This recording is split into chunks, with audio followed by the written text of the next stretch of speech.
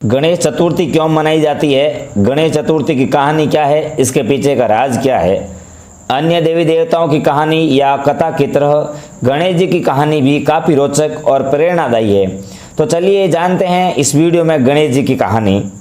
एक बार माता पार्वती स्नान करने जा रही थी, तब उन्होंने द्वार पर पहरेदारी करने के लिए अपने शरीर के मैल से एक पुतला बनाया और उसमें प्राण डालकर एक सुंदर बालक का रूप दे दिया। माता पार्वती बालक को कहती है कि मैं स्नान करने जा रही हूँ, तुम द्वार पर खड़े रहना और बिना मेरी आज्ञा के किसी को भी द्वार के अंदर मत आने देना। यह कहकर माता पार्वती उस बालक को द्वार पर खड़ा करके स्नान करने चली जाती है। वह बालक द्वार पर पहरेदारी कर रहा होता है कि तभी वहाँ पर भगवान शंकर जी आ जाते हैं और अंदर जैसे ही अंदर जाने वाले होते हैं तो वो बालक उनको रोक देता है।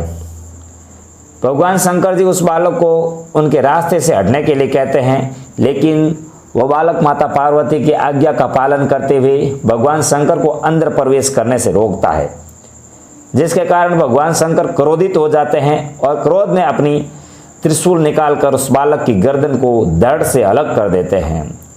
बालक की दर्द भरी आवाज़ को सुनकर जब माता पार्वती बाहर आती है तो वो उस बालक के कटे सिर को देखकर बहुत दुखी हो जाती है।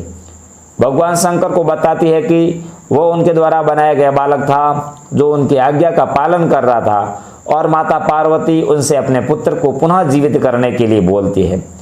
फिर भगवान शंकर अपने सेवकों को आदेश देते हैं कि वे धरती लोक पर जाएं और जिस बच्चे की माँ अपने बच्चे की तरफ पीट करके सो रही हो, उस बच्चे का सिर काट कर ले आएं। सेवक जाते हैं तो उनको एक हाथी का बच्चा दिखाई देता है जिसकी माँ उसकी तरफ पीट करके सो रही होती है। सेवक उस हाथी के बच्चे का सिर काट कर ले आते हैं।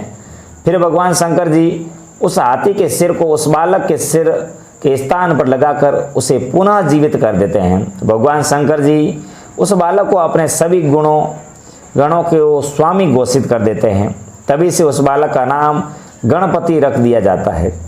साथ ही गणपति को भगवान शंकर देवताओं में सबसे पहले उनकी पूजा होगी ऐसा वरदान भी देते हैं, इसलिए सबसे पहले उन्हीं की पूजा होती है।